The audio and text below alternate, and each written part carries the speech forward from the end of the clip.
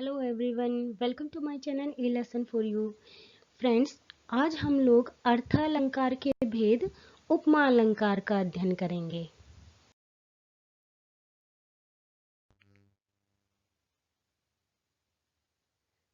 आइए सबसे पहले हम उपमा का अर्थ देख लेते हैं कि उपमा का शाब्दिक अर्थ क्या होता है। उपमा दो शब्दों से मिलकर बना है, उप और मा।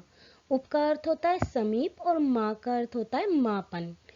इस तरह उपमा का अर्थ हुआ तुलना या समानता दिखाना। जब हम किसी व्यक्ति या वस्तु को किसी दूसरे व्यक्ति या वस्तु के समीप लाकर उनकी तुलना या समानता करते हैं या उनकी तुलना या समानता दिखाई जाती है तो वह उपमा कहलाती है। आइए अब उपमा अलंकार की डेफिनेशन देख लेते हैं। उपमा अलंकार की परिभाषा है, काव्य में जहाँ किसी व्यक्ति या वस्तु आदि की तुलना या समानता अत्यंत सादृश्यता के कारण किसी प्रसिद्ध वस्तु या प्राणी से की जाए तब वहां उपमा अलंकार होता है।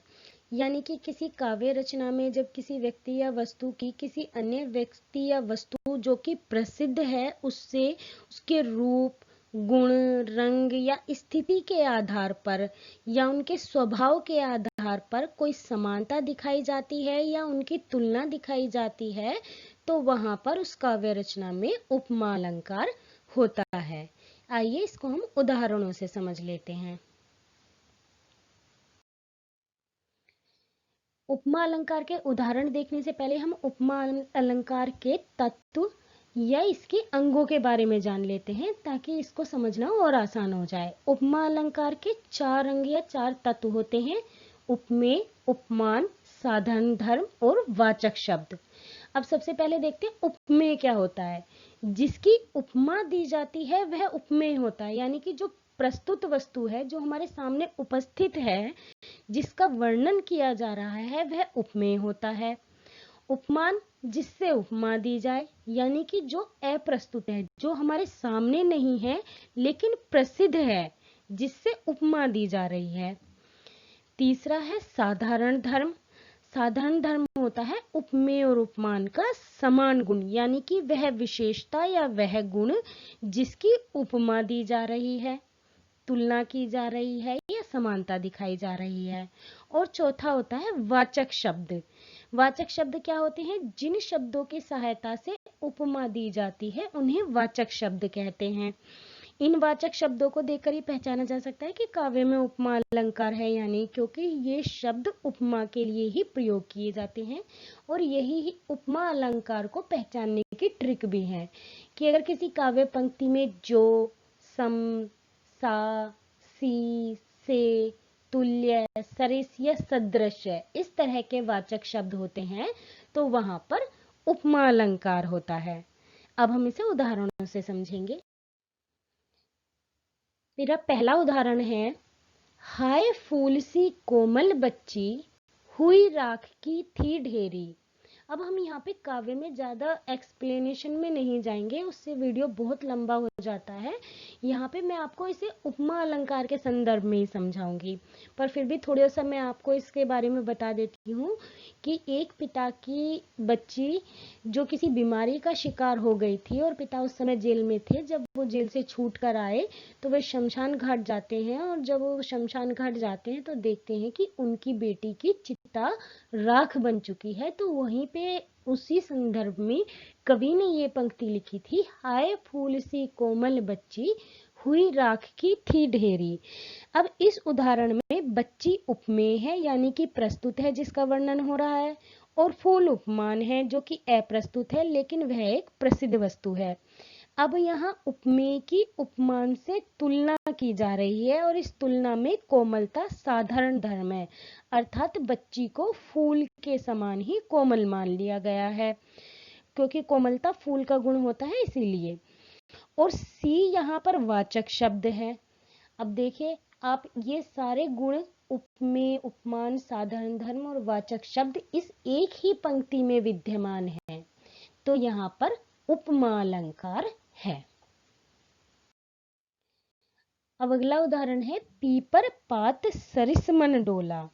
इस उदाहरण में मन उपमेय है, पीपरपात उपमान है, डोला साधारण धर्म है और सरिस वाचक शब्द है।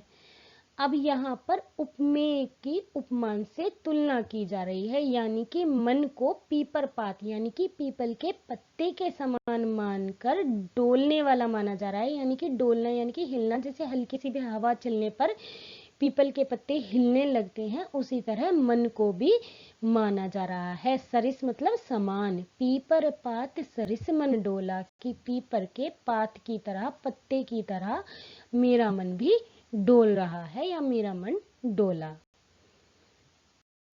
अब देखिए, ये कुछ और उदाहरण हैं उपमा अलंकार के। इनसे आपको उपमा अलंकार के बारे में और अच्छे से जानकारी हो जाएगी। एक तो सबसे पहली बात यहाँ पे ये है कि जो मैंने आपको ट्रिक बताई थी कि इसमें वाचक शब्द होते हैं, वो सभी वाचक शब्द इन सभी उदाहरणों में दिख रहे हैं आप लोगों को। सा, सम, से, सी।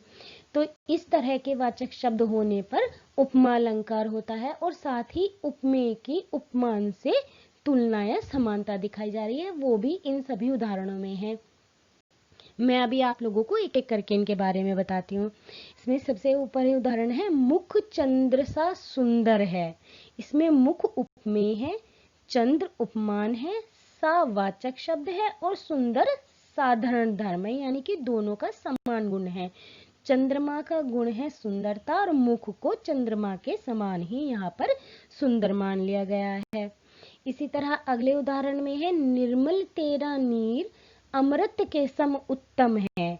यहाँ पर नीर यानी कि पानी उपमेय है, अमृत उपमान है, समवाचक शब्द है और उत्तमता उनका साधारण धर्म या समान गुण है। कि जो नीर है, निर्मल नीर है या गंगा का जो पानी है, वह अमृत के समान उत्तम है। इसी तरह अगला उदाहरण है, बरस रहा है रवि अनल, भूतल तवा सा जल रहा है।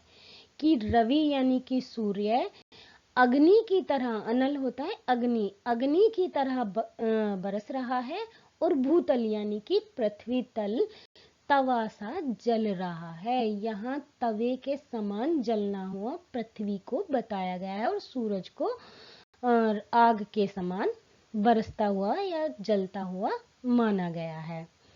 फिर है, यह देखिए अरविंद से शिशुवृंद कैसे सो रहे।